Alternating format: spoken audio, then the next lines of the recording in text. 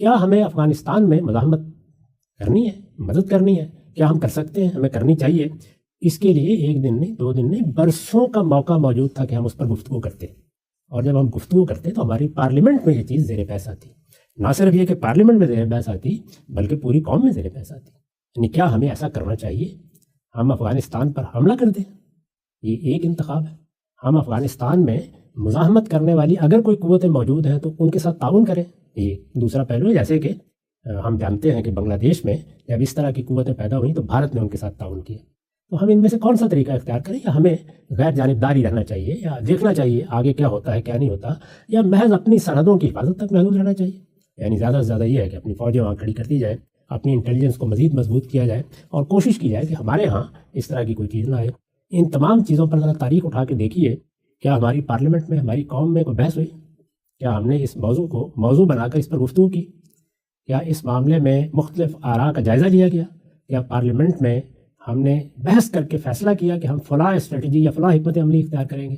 تو جب ہم یہ کہتے ہیں کہ اگر کوئی خطرہ پیدا ہو گیا تھا، وہ خطرہ کسی بھی نوعیت کا ہو سکتا ہے، تو سیاسی قیادت فیصلہ کر لے گی۔ تو اس کا مطلب یہی ہوتا ہے کہ سیاسی قیادت کے فیصلے کسی کمرے میں بیٹھ کر فوجی ذہن سے نہیں ہوتے۔ سیاسی قیادت ان تمام عوامل کو سامنے رکھ کے فیصلہ کرتی ہے، اور فیصلہ سازی کا عمل بجائے خود بہت وسیع کیا جاتا ہے۔ یہ کس لیے کیا جاتا ہے؟ تاکہ ایک بڑا اقدام ہم کرنے جا رہے ہیں، اقدام کے لیے کیا ضرورتیں ہوں گی، اقدام کے کیا اہداف ہوں گے، اور پھر سب سے بڑھ کر یہ کہ ہر اقدام اپنے کچھ نتائج رکھتا ہے۔ یعنی کوئی اقدام بھی نیکی کا ہو یا بدی کا بانج نہیں ہوتا، وہ بچے جنتا ہے۔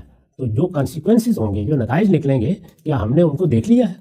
میرا پہلا اعتراض یہ ہے کہ یہ اقدام جب فوج کی طرف سے ہوا تو اس میں ان میں سے کوئی عمل بھی نہیں ہوا، اور یہ بجائے خود ایک مجرمانہ بات ہے کہ آپ پوری قوم کی طرف سے ایک فیصلہ کر رہے ہیں، اس کے نتائج پوری قوم کو بھگتنے ہیں۔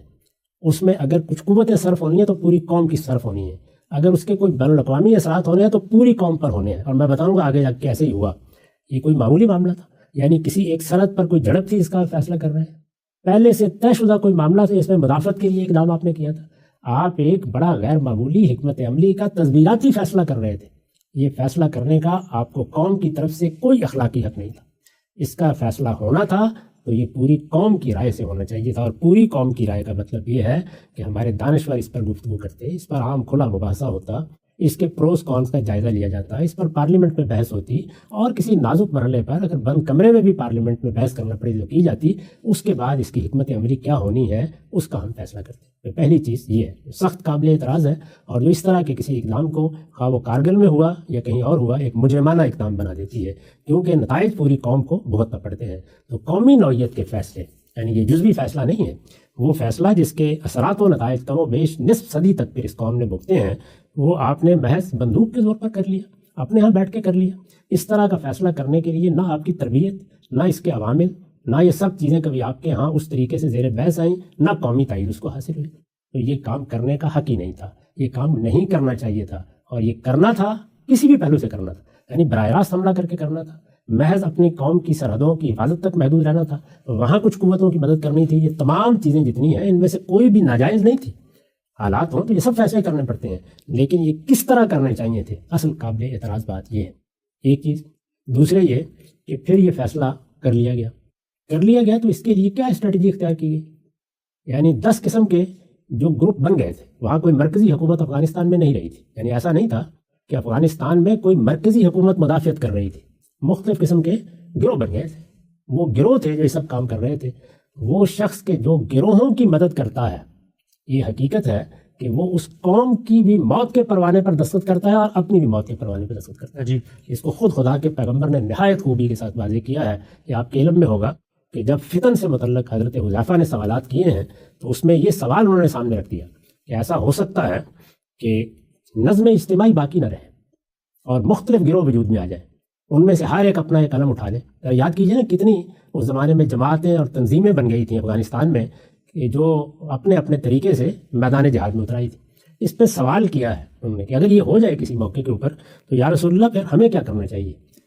ہمیں تو یہی کرنا چاہیے نا، اگر ہم اپنی بصیرت میں دیکھیں کہ کسی کا ساتھ دیں، لیکن حضور نے یہ نہیں فرمایا۔ آپ نے فرمایا سب سے الگ ہو جاؤ، اگرچہ تمہیں جنگل میں جا کے بیٹھ کے کسی درخت کی جڑیں چبانی پڑ جائیں۔ کیوں؟ اس کی وجہ یہ ہوتی ہے کہ جب اس طرح کے گروہ اس طرح کا اقدام کرتے ہیں تو اس کے نتیجے میں انارکی پیدا ہوتی ہے، وہ ایک دوسرے کی گردنیں کاٹتے ہیں، اس سے نظم اجتماعی ختم ہو جاتا ہے، لوگوں کی جان اور مال اور آبرو سب کو خطرات لاحق ہوتے ہیں، اور پھر کوئی مستحکم نظام قائم کرنا صدیوں کی بات بن جاتی ہے۔ تو ہمارے پیغمبر نے یہ ہمیں فرمایا، اس کی صریح خلاف ورزی کرتے ہوئے یہی کام کیا گیا۔ یعنی وہاں پر مختلف گروہ وجود میں آئے، ہونا یہ چاہیے تھا اگر کوئی سیاسی بصیرت رکھنے والا شخص کرتا کہ پہلے افغانستان میں عبوری حکومت بنائی جاتی ہے اور اس پر اتفاق کیا جاتا، ہمارے ہی بن جاتی۔ یعنی آپ دیکھیے کہ بنگلہ دیش میں یہ معاملہ ہوا تو ایک پارٹی اور ایک شخصیت پر ارتکاز تھا، وہ شیخ مجیب الرحمان تھے۔ یعنی یہ معلوم تھا کہ اگر یہاں پر تبدیلی آتی ہے یا پاکستان کا اقتدار یہاں ختم ہوتا ہے اور بنگلہ دیش ایک الگ ملک بنتا ہے تو اقتدار کس کے پاس جائے گا؟ مختلف گروہ دست و گریبانی ہوئے تھے، یہ صورتحال نہیں تھی۔ تو یہ چیز ہم نے نہ صرف یہ کہ گوارا کی، اس کا پیدا ہونے میں اپنی قوت شامل کی، کبھی اس گروہ اور کبھی اس گروہ کا ساتھ دیا، اور اس کے نتیجے میں انارکی کو ایک اسٹریٹجی بنا دیا جو اپنی ذات میں ایک مجرمانہ اقدام ہے اور دینی لحاظ سے اخلاقی لحاظ سے بھی ایک انتہائی غلط اقدام تھا۔ یہ ہوا اور پھر ہم نے یہ دیکھا کہ وہ جنگ لڑی گئی، اور وہ جنگ لڑی گئی اور اس کے بعد وہ مجاہدین یعنی جو جہاد کے نام پر اٹھے تھے اور جن کی ہم سرپرستی فرما رہے تھے اور جن کی امریکہ بہادر بھی مدد کر رہا تھا، ان لوگوں نے کیا کیا؟ انہوں نے پھر اسی طریقے سے قسمیں کھانے کے باوجود، بیت اللہ میں معاہدے کرنے کے باوجود ایک دوسرے پر حملہ کر دیا۔ اب اقتدار کی جنگ شروع ہو گئی، بالکل ٹھیک جو رسالت میں آپ صلی اللہ علیہ وسلم نے تنبیہ فرمائی تھی وہ ظاہر ہوئی اس کے نتیجے میں۔ جب ہم کوئی غلط کام کرتے ہیں تو ایسا نہیں ہوتا کہ اللہ تعالیٰ اس پر پردہ ڈال دے، غلط کام کے نتائج اسی دنیا میں نکلتے ہیں۔ یعنی سیاسی اور سماجی پیمانے پر جب غلط فیصلے ہوتے ہیں تو ان کا محشر یہی دنیا ہے۔ اس میں جو رہنما فیصلہ کرتے ہیں وہ بھی نتائج اسی دنیا میں بھگتتے ہیں، اور قومیں فیصلہ کرتی ہیں یا ادارے کرتے ہیں تو اس کے نتائج بھی بھگتتے ہیں۔ یہ ہوا پھر اس کے بعد یعنی غلطی در غلطی، پہلے یہ کام وہاں کیا، غلطی در غلطی یہ کی کہ یہاں مذہبی گروہوں کو آمادہ کیا کہ وہ مدد کے لیے نکلے۔ سیاستدان کبھی یہ کام نہ کرتے، یعنی پہلے تو سیاستدان اس طرح کے گروہوں کی مدد کرنے کا اگر فیصلہ کرتے تو میں یہ آپ سے عرض کرتا ہوں کہ 10 آوازیں ان کے خلاف اٹھتی۔ جب اس طرح کا استبداد قائم ہو جاتا ہے اور فوجی سطح پر فیصلے ہوتے ہیں اور سرگوشیاں کی جا رہی ہوتی ہیں اور دنیا بھر سے جھوٹ بولا جا رہا ہوتا ہے تو اس موقع کے اوپر آزادانہ بحث ممکن نہیں رہتی۔ یعنی میں آپ کو بتاتا ہوں کہ میں اس پر نقد کر رہا تھا اور شدید نقد کر رہا تھا، لیکن یہ کہ وہ کون سنے اور کون جانے۔ اسی طرح بہت سے لوگ ہوں گے کہ جو اس ساری اسٹریٹجی اور حکمت عملی کو غلط سمجھتے تھے۔ مذہبی گروہوں کو آمادہ کیا گیا، اور مذہبی گروہوں کو آمادہ کیا گیا کہ وہ ایک جھوٹ پر مبنی حکمت عملی بنائیں۔ یعنی ہم دنیا کو نہیں بتائیں گے، ہم یہ نہیں مانیں کہ ہم مداخلت کر رہے ہیں، اس کے لیے ہم تربیت یہاں کر رہے ہوں گے، ہمارے مدرسوں میں لوگ تیار ہو رہے ہوں گے، مذہبی جذبے سے لوگ جہاد کے لیے جا رہے ہوں گے، بھرتی کے لیے جا رہے ہوں گے۔ یہ سب کام ہم کر رہے تھے جو اخلاقی لحاظ سے بھی مجرمانہ اقدام تھا، دینی لحاظ سے بھی انتہائی غلط اقدام تھا، اور اسٹریٹجی اور حکمت عملی کے لحاظ سے بھی گویا ہم اپنے ملک کی جڑوں میں بارود بھر رہے تھے۔ کیونکہ مذہبی بنیاد پر جب لوگوں کو اس طرح سے آپ اسلحہ پکڑا دیں گے اور ان کو اس طرح آمادہ جنگ کر دیں گے اور پھر جذبہ جہاد پیدا کر دیں گے اور اسلامی حکومت قائم کرنے کو آپ ایک جہادی سرگرمی بنا دیں گے، تو آپ کا خیال یہ ہے کہ انسان کا معاملہ یہ ہے کہ اس کا سوئچ اچانک آپ آف کر دیں گے، وہ اس کے بعد ایک پورے نظریے کو وجود بخشے گا۔ اور بالکل یہی ہوا۔ یعنی پھر اس کے بعد وہ نظریے پیدا ہوئے، اس کی بنیاد پر خود آپ کے ہاں وہ سب کچھ ہوا جس کو آپ وہاں ایک اسٹریٹجی کے طور پر اپنائے ہوئے تھے۔ وہ بم جو ادھر چل رہے تھے وہ آپ کے یہاں بھی چلے، لوگ مرے۔ آپ جانتے ہیں کہ ہمارے یہاں قتل و غارت گری کا کیسا اہتمام ہوا، اور وہ سب مذہب کے نام پہ ہو رہا تھا۔ کیا آپ کے خیال میں سیاستدان کبھی مذہبی لوگوں کو جو ان کے حریف ہیں، یہ ذہن میں رکھنا چاہیے کہ ہمارے یہاں مذہبی لوگ کیونکہ یہاں اسلامی حکومت کا ایک خاص بیانیہ رکھتے ہیں اور ان میں سے بہت سی قوتیں سیاسی قوتیں بن چکی ہیں، حریف کی حیثیت رکھتے ہیں، سیاستدان کبھی ان کی طرف نہ جاتے۔ یعنی اگر انہیں فرض کیجئے کہ لوگوں کو بھرتی کرنا ہوتا تو وہ کبھی مذہبی بنیادوں پر یہ کام نہ کرتے، کسی طرح بھی نہ کرتے، لیکن ان لوگوں نے کیا۔ ان کے ساتھ خفیہ تعلقات قائم کیے، خفیہ تنظیمیں بنائیں، خفیہ تربیت گاہیں بنائیں، اور اس کے بعد ایک جہاد کی پوری تحریک برپا کر دی۔ اور یہ بحث سننے کے لیے بھی تیار نہیں تھے کہ جہاد کے آداب کیا ہیں اور شرائط کیا ہیں، یہاں تک کہ پھر وہ نوبت آ گئی کہ ان مجاہدین کو نیچا دکھانے کے لیے طالبان وجود میں آ گئے۔ یعنی وہی ہوتا ہے جب آپ اس طرح کی انارکی پیدا کر دیتے ہیں تو انارکی کا علاج پھر جمہوریت نہیں ہوتی۔ انارکی جہاں پیدا ہوتی ہے اس کا علاج پھر صرف قوت ہوتی ہے، تو قوت ہی راج کرے گی، اور قوت ہی آپ کو پیدا کرنا پڑی، قوت ہی کی آپ کو سرپرستی کرنی پڑی۔ تو آپ دیکھیے اس کے نقصانات کتنے شدید ہوئے۔ دنیا میں اس وقت بھی، یعنی جب میں اور آپ یہ گفتگو کر رہے ہیں، اس وقت بھی دنیا میں ایسا نہیں ہے کہ عالمی سطح پر جمہوریت کے حق میں ایک ایسا انقلاب پیدا ہو چکا ہے کہ گویا ہر چیز کو جمہوریت سویپ کر گئی ہے۔ یعنی باقاعدہ منظم آمریت ایک فلسفے کے طور پر موجود ہے، اور بہت سے ملکوں میں اسی کی بنیاد پر حکومتوں کا نظام چل رہا ہے. سب سے بڑی مثال خود چین ہے. اچھا، ملوکیت موجود ہے، اور وہ ملوکیت موجود ہے جو تاریخ میں فتوحات کی بنیاد پر رہی ہے. یہ آپ جانتے ہیں کہ موجودہ سعودی خاندان نے سعودی عرب کو، جس کو آپ سعودی عرب کہتے ہیں، جزیرہ نما عرب کو فتح کیا تھا، اور فتح کرنے کے بعد وہاں اپنی حکومت قائم کی ہوئی ہے. تو ملوکیت بھی موجود ہے، اور ملوکیت صرف وہاں نہیں ہے بلکہ پورے جزیرہ نما عرب میں اور 7-8 حکومتیں بھی بنی ہوئی ہیں، دنیا میں اور جگہوں پر بھی ہے. جب اس طرح کی صورتحال موجود ہے، اب آپ یہ دیکھیے کہ آپ اپنے ہمسائے میں کیا چیز قائم کر رہے ہیں، اور اس کے نتیجے میں آپ اپنے ملک میں یا اپنی قوم میں کیا بیانیہ وجود میں لا رہے ہیں.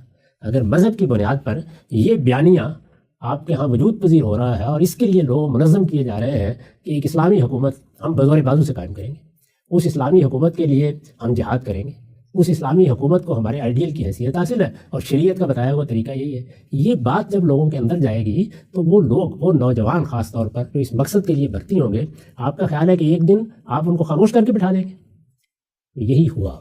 یعنی جب پھر اس فطرے کو جو مجاہدین کی باہمی خانہ جنگی کے نتیجے میں پیدا ہوا، فروغ کرنے کے لیے طالبان کا ایک گروہ، نیا گروہ وجود میں لانا پڑا کہ وہ اب جا کے وہاں امن و امان قائم کرے. جب آپ کو یہ کرنا پڑا تو اس کے نظریاتی، فکری، سیاسی اثرات خود آپ کی اپنی قوم پر ہوئے، اور اتنے بدترین ہوئے کہ کم و بیش 25-30 سال تک ہم نے ہزاروں افراد کی قربانی دی.